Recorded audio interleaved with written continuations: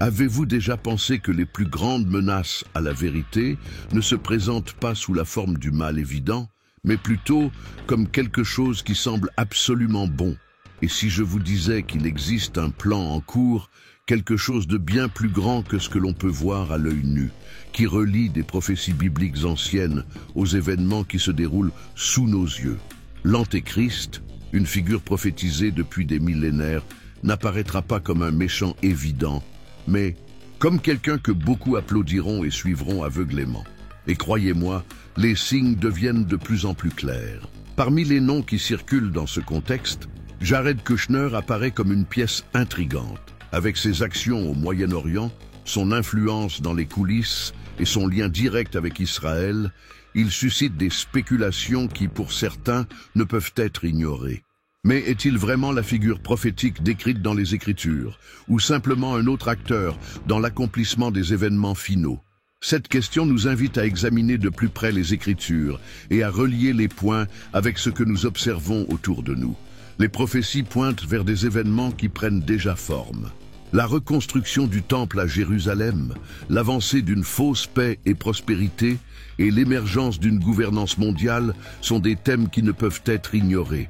Et pendant que tout cela se déroule, beaucoup restent inattentifs. Mais vous êtes ici maintenant, cherchant à comprendre et à vous préparer. Et c'est déjà un pas en avant dans la bonne direction. Ce que nous allons discuter aujourd'hui ne porte pas seulement sur des interprétations ou des spéculations. Il s'agit de comprendre ce que Dieu nous a déjà révélé dans sa parole et de rester attentifs à ce qui s'en vient. Après tout, plus nous serons préparés, plus il sera facile de discerner la vérité au milieu de l'imposture. L'Antéchrist et l'accomplissement des prophéties bibliques ne sont pas de simples théories lointaines, mais des réalités qui peuvent directement impacter nos vies. Si vous appréciez ce type de contenu et souhaitez continuer à apprendre sur les prophéties bibliques et leurs liens avec les événements actuels, abonnez-vous à la chaîne. Cela m'aide à atteindre plus de personnes et à continuer à partager cette connaissance qui peut faire la différence dans votre vie. Ensemble, comprenons les temps dans lesquels nous vivons. Vous êtes-vous déjà demandé comment il serait possible pour une personne de tromper des milliards d'individus en même temps? C'est précisément ce que les prophéties bibliques nous révèlent sur l'Antéchrist. Il ne sera pas une figure ordinaire, mais quelqu'un avec une capacité presque surnaturelle à convaincre. Selon la Bible, dans des passages comme deuxième épître aux Thessaloniciens 2, 9, 10, il opérera des signes et des prodiges mensongers, imitant le pouvoir de Dieu pour détourner même les plus fidèles. Pensez-y, la tromperie sera si convaincante que beaucoup ne s'en rendront même pas compte. Imaginez un leader mondial charismatique qui semble promouvoir la paix et la prospérité, mais cache des intentions sombres. Les Écritures nous avertissent que l'Antéchrist n'arrivera pas avec des cornes et une fourche, mais comme un ange de lumière. Deuxième épître aux Corinthiens 11, 14. Il sera acclamé, adoré et malheureusement suivi par beaucoup. Avez-vous déjà réfléchi à la manière dont nous sommes attirés par des leaders qui offrent des solutions rapides à des problèmes complexes? Cela pourrait être un prélude à ce qui est à venir. Un exemple pratique pour comprendre son habileté est d'observer des leaders capables d'unir des nations même en temps de crise. L'Antéchrist aura la capacité de transcender les barrières culturelles, politiques et religieuses. Cependant, alors qu'il promet l'unité, il travaille silencieusement pour apporter le chaos. La Bible nous montre qu'il est le fils de la perdition. Deuxième épître aux Thessaloniciens 2, 3. Quelqu'un qui s'oppose ouvertement à Dieu. De plus, les signes de l'Antéchrist peuvent déjà être vus dans notre société actuelle. La banalisation du péché, l'augmentation du relativisme moral et le rejet croissant des vérités bibliques ne sont que quelques exemples. C'est comme si le monde était peu à peu conditionné à accepter un leader qui semble apporter des solutions, mais qui conduit à la destruction. C'est ce que nous appelons le mystère de l'iniquité. Deuxième épître aux Thessaloniciens 2, 7, en action. Enfin, réfléchissez à ceci. Si l'Antéchrist agit déjà dans l'ombre, quelles mesures prenons-nous pour ne pas être trompés? Les Écritures sont claires. La parole de Dieu est notre seule défense contre cette tromperie globale. Et pour vous aider à mieux comprendre le lien entre les événements actuels et les avertissements bibliques, j'ai un e-book exclusif sur les prophéties bibliques à votre disposition. Il vous aidera à vous préparer pour ce qui s'en vient et ouvrira vos yeux aux vérités que beaucoup ignorent. Mais attention, ce matériel est disponible pour une durée limitée et vous pouvez y accéder dans le premier commentaire épinglé ci-dessous. Ne remettez pas à plus tard ce qui peut changer votre perspective dès maintenant. Jared Kushner, un nom qui suscite curiosité et controverse sur la scène géopolitique, est souvent associé aux prophéties bibliques concernant l'Antéchrist. En tant que figure clé dans le déplacement de l'ambassade des États-Unis à Jérusalem, Kushner incarne des caractéristiques que beaucoup associent au leader mondial décrit dans les Écritures. Ses origines juives et sa capacité à négocier des accords de paix au Moyen-Orient renforcent les spéculations. N'est-il pas curieux de voir comment ses actions semblent s'aligner sur les événements prévus dans la Bible? De plus, le charisme de Kushner et sa capacité à établir des connexions avec des leaders mondiaux ne passent pas inaperçus. Subtilement, il construit une image de médiateur et de pacificateur, ce qui rappelle les caractéristiques de l'Antéchrist qui cherchera également une fausse paix. Tout comme lui, les leaders historiques qui ont marqué le monde possédaient un magnétisme transcendant les frontières. Suit-il un modèle prophétique déjà inscrit dans des textes comme Daniel 7 et l'Apocalypse? D'un autre côté, il est important de réfléchir aux accords politiques que Kushner a contribué à conclure, comme les accords d'Abraham, qui ont promu la paix entre des nations historiquement divisées. Ce mouvement, bien qu'il semble positif, peut être vu sous un angle spirituel plus profond. Les prophéties bibliques indiquent que l'Antéchrist sera quelqu'un qui unira les nations autour d'une cause commune, mais avec des intentions cachées. Ces événements ne sont-ils que des coïncidences ou des étapes vers les événements finaux? Nous devons également considérer la manière dont des figures influentes émergent en temps de crise mondiale, offrant des solutions rapides et attirant des partisans de toutes parts. Jared Kushner n'est qu'un exemple de la façon dont les leaders modernes peuvent devenir des pièces maîtresses dans des événements qui façonnent le destin des nations. Cette association peut sembler audacieuse, mais les Écritures nous enseignent à être attentifs aux signes de l'Antéchrist, comme décrit dans Première Épître de Jean 2, 18. En analysant ces spéculations, une question demeure. Si Jared Kushner joue réellement un rôle dans les événements prévus, qu'est-ce que cela signifie pour nous? Sommes-nous prêts à identifier les signes et à éviter d'être trompés par des apparences et des promesses de paix? Ces réflexions nous mènent directement à un autre point intrigant, la reconstruction tant attendue du Temple à Jérusalem. La reconstruction du Temple à Jérusalem est l'un des événements les plus significatifs dans les prophéties bibliques concernant la fin des temps. Selon Daniel 9, 27 et deuxième épître aux Thessaloniciens 2, 4, l'Antéchrist se manifestera dans ce lieu sacré, le profanant en se déclarant Dieu. Pour que cela se produise, toutefois, le Temple doit être reconstruit. Un processus qui implique non seulement des enjeux religieux, mais aussi des questions politiques et géopolitiques délicates. Ce qui rend ce sujet encore plus intrigant, c'est le fait que, dans les coulisses, des groupes et des mouvements s'efforcent de rendre cette reconstruction possible. Jérusalem est, sans aucun doute, l'épicentre de ces tensions. La ville, sacrée pour les Juifs, les chrétiens et les musulmans, a déjà été le théâtre de nombreux conflits. La reconstruction du Temple ajoute une couche de complexité à ce contexte. L'insistance à le reconstruire reflète-t-elle simplement un désir religieux ou quelque chose de plus profond? Après tout, si le Temple est lié aux prophéties de l'Antéchrist, sa reconstruction pourrait être le signe que les événements finaux approchent rapidement. Beaucoup désignent des figures influentes, comme Jared Kushner, comme de possibles facilitateurs de cette œuvre. La connexion de Kushner avec Israël et son implication dans les accords de paix au Moyen-Orient soulèvent des spéculations.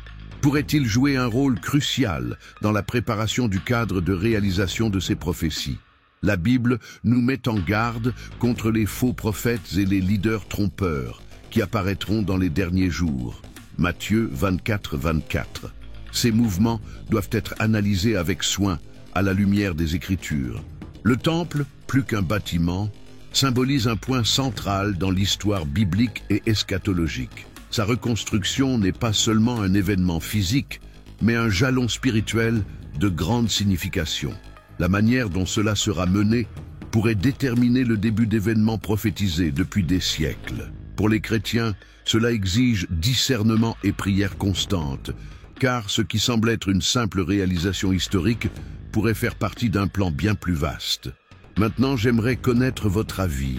Pensez-vous que nous assistons au premier pas vers la reconstruction du temple à Jérusalem et l'accomplissement de ces prophéties? Partagez vos pensées dans les commentaires ci-dessous. Votre point de vue peut apporter une perspective unique et même aider d'autres personnes à réfléchir sur ce sujet. En fin de compte, lorsque nous partageons nos perceptions, nous grandissons ensemble dans la compréhension et dans la foi.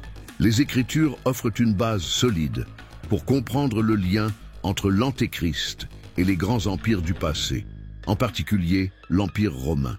Dans le livre de Daniel, chapitre 7, la vision des 4 grands animaux symbolise des royaumes qui ont dominé le monde, le dernier représentant l'Empire romain. Ce royaume est décrit comme un pouvoir qui s'étendra jusqu'aux événements finaux, étant le berceau d'où surgira l'Antéchrist. Ce lien historique et prophétique nous rappelle comment le passé façonne le cadre du futur. Au fil de l'histoire, l'Empire romain a laissé des marques profondes, non seulement sur le plan politique et culturel, mais aussi religieux. Son influence s'est étendue au Moyen-Orient, en Afrique du Nord et en Europe, des régions centrales dans le contexte des prophéties bibliques. Il est fascinant de constater comment les traces de cet empire sont encore présentes, tant dans les divisions territoriales que dans les systèmes de gouvernement. Ces caractéristiques sont-elles en train d'être revitalisées en préparation de l'accomplissement des Écritures? Les interprètes de l'eschatologie soulignent souvent que l'Antéchrist émergera d'une forme de renaissance de l'Empire romain. Cela ne signifie pas nécessairement que l'Empire sera restauré physiquement, mais plutôt que ses idéaux, ses structures et son influence mondiale seront reproduits. L'Union européenne, par exemple, est perçue par certains comme une représentation moderne de cette structure, unissant des nations sous un objectif commun, mais avec des implications prophétiques potentielles. Il est également important de considérer la position stratégique de Jérusalem dans ce contexte. En tant que ville autrefois gouvernée par l'Empire romain, elle devient un lien symbolique et géopolitique. Les textes bibliques suggèrent que Jérusalem sera le théâtre final de la manifestation de l'Antéchrist, unissant passé et futur d'une manière presque inévitable. Daniel 11:45 mentionne qu'il plantera le tabernacle de son palais entre les mers et la glorieuse montagne sainte, renforçant ce lien avec la ville.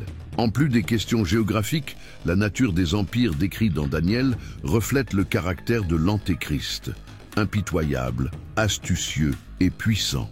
Tout comme les empires historiques cherchaient à conquérir et à soumettre, l'Antéchrist utilisera des stratégies similaires, mais avec une dimension spirituelle.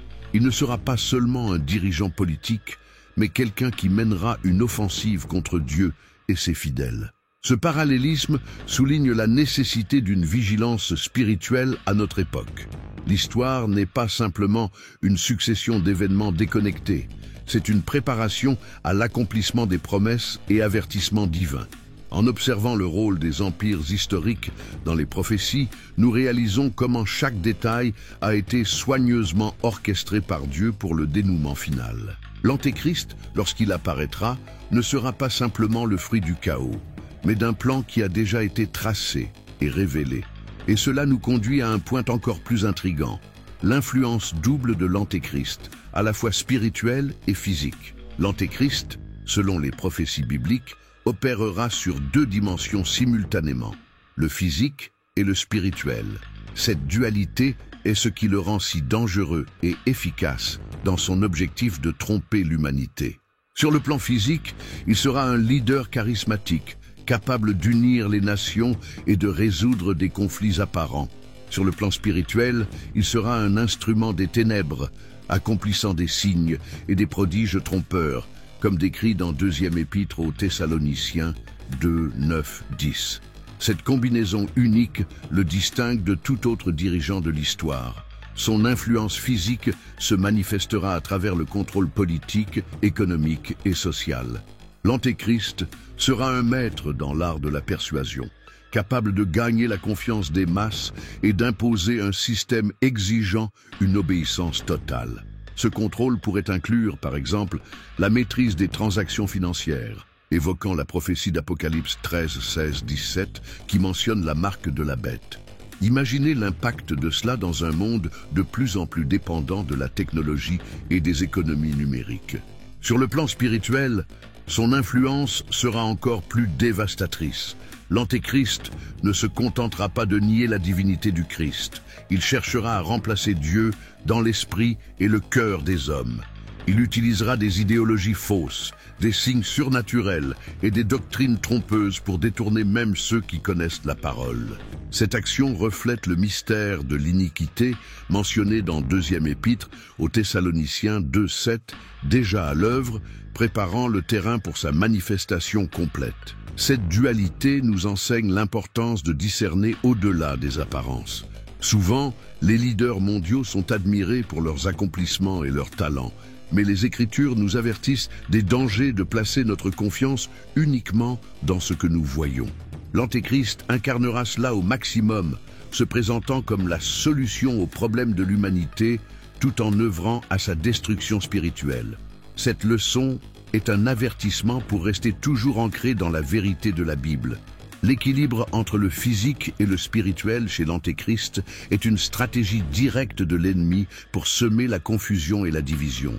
Il sera perçu comme un sauveur terrestre, mais agira comme un ennemi céleste. Cette approche nous rappelle que les batailles que nous affrontons ne sont pas seulement contre la chair et le sang, mais contre les forces spirituelles du mal, comme décrit dans Éphésiens 6:12. Et tandis que cette influence se déploie, l'Antéchrist jouera également un rôle crucial en tant que faux messie pour différentes religions. L'une des caractéristiques les plus intrigantes de l'Antéchrist est sa capacité à s'aligner sur les attentes messianiques de diverses religions. Pour les Juifs, il pourrait apparaître comme l'accomplissement des promesses de restauration et de reconstruction du Temple, tandis que pour les musulmans, il pourrait se présenter comme le leader qui apportera l'unité au monde islamique. Cette capacité à s'adapter aux croyances de chaque groupe reflète sa stratégie de tromperie globale, exploitant les aspirations spirituelles de chaque foi. Les prophéties indiquent qu'il ne gagnera pas seulement le soutien d'une religion, mais qu'il sera largement accepté par plusieurs d'entre elles. Dans Matthieu 24:24, Jésus avertit que de faux Christ et de faux prophètes surgiront, accomplissant de grands signes et prodiges pour tromper si possible même les élus. Cette acceptation globale sera l'un de ses outils les plus puissants pour établir sa domination sur les nations, promettant paix et prospérité tout en travaillant à la destruction de la vraie foi. Il est intéressant de noter comment la reconstruction du temple à Jérusalem est au centre de ses attentes. Pour les Juifs, cela marque la venue du Messie. Pour les chrétiens, c'est l'un des signes de l'Antéchrist. Cette dualité crée un terrain fertile pour des confusions spirituelles et des alliances dangereuses. La capacité de l'Antéchrist à capitaliser sur cette tension démontre comment il manipulera à la fois les leaders religieux et politiques à son avantage. L'unité religieuse qu'il promouvra sera basée sur des concessions et un relativisme moral diluant les valeurs fondamentales des différentes confessions. Il offrira une version universelle de la spiritualité, séduisante mais vide, attirant ceux qui recherchent des réponses rapides et un confort immédiat. Voici le faux Messie, promettant quelque chose qui semble bon aux yeux humains, mais qui conduit à la ruine spirituelle. C'est pourquoi discerner la vérité à travers la Bible sera plus crucial que jamais. Permettez-moi maintenant une petite aide. Si ce contenu vous aide à mieux comprendre les prophéties bibliques et à vous préparer spirituellement aux temps difficiles, laissez un like. Cela montre non seulement que vous appréciez ce travail, mais cela aide également d'autres personnes à trouver ce contenu et à être impactées. Votre action simple peut faire une grande différence dans la vie de quelqu'un. Le mystère de l'iniquité est un concept profond et énigmatique mentionné dans les Écritures, en particulier dans 2e épître aux Thessaloniciens 2:7. Il décrit le travail continu et caché des forces maléfiques qui préparent le monde à l'avènement de l'Antéchrist. Ces forces n'agissent pas de manière évidente, mais de façon subtile et persistante, influençant les systèmes, les idéologies et même les cultures. C'est comme un courant souterrain, invisible à l'œil nu, mais suffisamment puissant pour façonner le cours de l'histoire. Cette œuvre du mystère de l'iniquité peut être observé dans la manière dont le relativisme moral s'est accru dans notre société. Le rejet des vérités absolues et l'acceptation d'idéologies fausses créent un terrain fertile pour la tromperie globale. Lorsque le bien et le mal sont redéfinis selon les convenances humaines, cela ouvre la voie à des leaders manipulateurs tels que l'Antéchrist pour gagner en influence. C'est un avertissement direct pour ceux qui croient que les valeurs et principes bibliques sont négociables. Les fausses religions jouent également un rôle central dans ce processus. Depuis le début, Satan a utilisé la distorsion de la vérité pour éloigner les gens de Dieu. Et cette stratégie reste active aujourd'hui. Les religions qui promettent la prospérité sans repentance ou qui offrent une spiritualité sans engagement reflètent l'avancée du mystère de l'iniquité. Ces pratiques affaiblissent la foi véritable et préparent les cœurs et les esprits à accepter la tromperie finale. De plus, les avancées technologiques, malgré leurs nombreux avantages, ont été utilisées comme des outils pour accélérer cet agenda. La surveillance de masse, la manipulation des informations et la désinformation créent un environnement où la vérité est obscurcie. Bien que la technologie en elle-même ne soit pas le problème, son utilisation pour tromper et contrôler les gens est un exemple clair de la manière dont le mystère de l'iniquité opère à notre époque moderne. Alors que nous observons le monde se transformer, une question se pose. Sommes-nous attentifs à ces signes ? Les Écritures sont claires en affirmant que seuls ceux qui restent fermes dans la foi seront capables de résister à ces forces. Et à mesure que cette œuvre cachée s'intensifie, elle prépare le terrain pour la manifestation de l'Antéchrist, soutenu par un faux prophète qui renforcera son influence et entraînera beaucoup à l'apostasie. Le faux prophète jouera un rôle clé dans les événements de la fin des temps, selon le livre de l'Apocalypse. Il sera l'allié le plus proche de l'Antéchrist, une figure qui utilisera son influence religieuse pour consolider la domination politique et spirituelle. Sa principale mission sera de tromper l'humanité à travers des signes et des prodiges mensongers, incitant les gens à adorer l'Antéchrist comme s'il était Dieu. Apocalypse 13, versets 11 et 14. Il est effrayant d'imaginer comment cette figure aura le pouvoir de manipuler la foi et la dévotion de milliards de personnes. Un aspect crucial du faux prophète sera sa capacité à créer une fausse religion qui unira différentes croyances sous une seule bannière. Cette religion sera centrée sur l'adoration de l'Antéchrist, éloignant les gens du vrai Dieu. La Bible décrit cela comme une grande apostasie, un abandon massif de la foi authentique au profit de doctrines trompeuses. 1 Timothée 4:1. Ce mouvement ne sera pas imposé immédiatement, mais viendra sous forme de transition progressive, rendant difficile pour beaucoup de percevoir la tromperie. L'apostasie, dans son essence, n'est pas seulement un rejet de la foi, mais une substitution par quelque chose qui semble plus attrayant ou commode. De nos jours, nous pouvons déjà observer des indices de ce phénomène, comme des églises qui s'écartent des Écritures pour s'aligner sur des idéologies modernes ou des promesses de succès matériel. Ces changements peuvent sembler inoffensifs au début, mais ils préparent le terrain pour l'acceptation d'une religion mondiale dirigée par le faux prophète. Un autre point important est l'utilisation de miracles trompeurs pour valider l'autorité de l'Antéchrist et du faux prophète.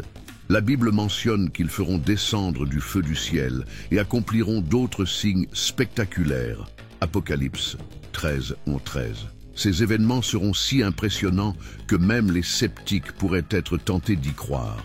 Cependant, ces signes ne viendront pas de Dieu, mais seront permis comme une partie de la tromperie finale. Cela souligne la nécessité d'un discernement spirituel pour ne pas se laisser berner par les apparences. Ce sombre tableau met en lumière la nécessité croissante pour les chrétiens de rester fermes dans leur foi et leur connaissance de la parole. Sans un fondement solide, beaucoup seront emportés par la vague d'apostasie qui accompagnera le faux prophète. Alors que cette tromperie se déroule, elle prépare le chemin pour que l'Antéchrist assume pleinement sa position, avec la restriction de l'Esprit Saint étant progressivement retirée pour que les événements finaux puissent s'accomplir. Le rôle de l'Esprit Saint dans la restriction de l'Antéchrist est l'une des grandes révélations des Écritures. Dans 2e épître aux Thessaloniciens 2:7, Paul écrit « Car le mystère de l'iniquité agit déjà. Il faut seulement que celui qui le retient encore ait disparu. » Cette restriction fait référence à l'œuvre continue de l'Esprit Saint sur terre, qui empêche la manifestation totale de l'Antéchrist et l'escalade incontrôlée du mal. Sans cette barrière spirituelle, le chaos prendrait plus rapidement le dessus. L'Esprit Saint agit à travers l'Église, décrite comme le sel de la terre et la lumière du monde. Matthieu 5, versets 13 et 14. La présence active des chrétiens qui proclament l'Évangile et vivent selon les enseignements bibliques sert de frein à la propagation du mal. Cependant, cette influence spirituelle sera retirée lorsque l'Église sera enlevée, laissant le monde vulnérable à la domination complète de l'Antéchrist. Ce sera un tournant dans les événements eschatologiques. Avec la suppression de la restriction, le paysage mondial changera radicalement. L'absence de l'Esprit Saint agissant à travers l'Église ouvrira la voie à l'Antéchrist pour révéler sa véritable nature et imposer son gouvernement totalitaire. Sans frein spirituel, l'iniquité, la tromperie et l'oppression atteindront des niveaux sans précédent. Le monde sera alors témoin d'une nouvelle ère de ténèbres, comme jamais expérimentée auparavant, accomplissant les prophéties décrites dans l'Apocalypse. Le retrait de l'Esprit Saint en tant que restricteur ne signifie pas qu'il sera complètement absent. Son œuvre continuera sous certaines formes, notamment pour ceux qui se tourneront vers Dieu durant la grande tribulation. Cependant, l'environnement sera beaucoup plus hostile à la fois, avec de graves persécutions et des tromperies constantes. Cela exigera un niveau de foi et de persévérance extraordinaire de la part de ceux qui chercheront la vérité pendant cette période de grande tribulation. Cet acte de retirer la restriction est également un acte de jugement divin, permettant à l'humanité de vivre les conséquences de sa rébellion contre Dieu. Lorsque l'Esprit Saint sera retiré, ce sera comme si Dieu disait « Vous avez choisi de rejeter ma présence, alors vivez sans elle ». Cela sert de rappel solennel que la présence de Dieu sur terre est une expression de sa grâce et de sa miséricorde, quelque chose que beaucoup ignorent ou rejettent. Enfin, cette restriction levée est la dernière étape avant le déroulement complet des événements finaux, culminant avec le retour du Christ. À mesure que l'Antéchrist consolide son pouvoir et que le monde sombre dans les ténèbres spirituelles, l'espérance des fidèles sera fermement ancrée dans la promesse du retour triomphal de Jésus-Christ. Cette prochaine étape est un appel à l'action, à la vigilance et à la foi. Face à tout ce que les prophéties révèlent sur l'Antéchrist, le faux prophète et les événements finaux, l'appel pour les fidèles est clair. Il est temps d'agir et de fortifier leur foi. Jésus a averti dans Matthieu 24, 42 « Veillez donc, car vous ne savez pas à quelle heure votre Seigneur viendra. » Cet appel à la vigilance n'est pas seulement pour observer les signes, mais pour vivre de manière active et engagée selon les enseignements de Dieu, en étant une lumière dans un monde de plus en plus sombre. Renforcer la foi commence par une étude approfondie de la Bible.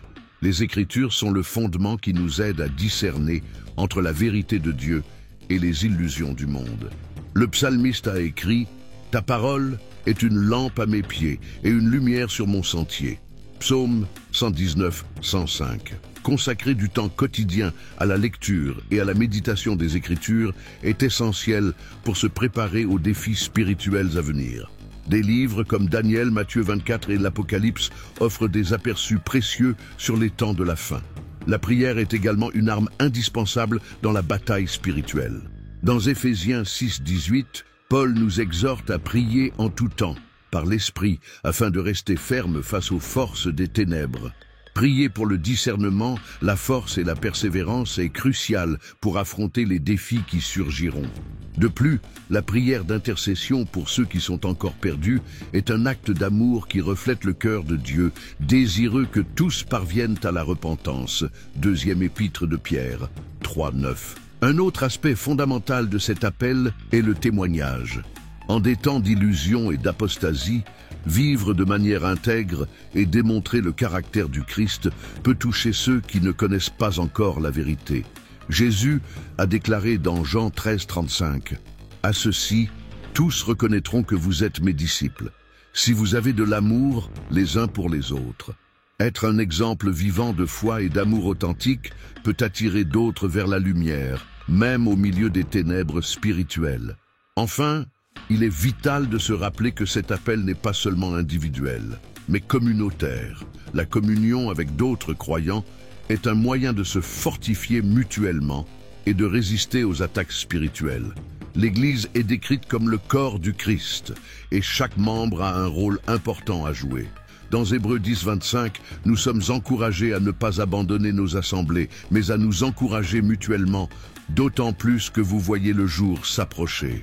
Face à tout ce que nous avons exploré concernant l'Antéchrist, les prophéties bibliques et les signes des temps de la fin, une chose est certaine, ce n'est pas le moment de négliger notre spiritualité. Les événements décrits dans la parole de Dieu se déroulent, et chacun de nous est appelé à être attentif et prêt. Il ne s'agit pas seulement de comprendre ce qui est à venir, mais de vivre avec un objectif, alignant nos actions et nos décisions avec les enseignements du Christ. Il est maintenant temps de réfléchir. Comment vous positionnez-vous face à ces temps critiques? Cherchez-vous à discerner les signes ou êtes-vous entraîné par les distractions du monde? Les Écritures nous défient à être vigilants, à nous fortifier dans la foi et à partager la vérité avec ceux qui nous entourent. C'est le moment de construire une base solide sur la parole de Dieu, car c'est en elle que nous trouverons direction et sécurité face aux illusions globales qui approchent. Alors, je vous pose la question, que ferez-vous de cette connaissance? Êtes-vous prêt à être une partie active du plan de Dieu, affrontant les défis spirituels avec courage et foi?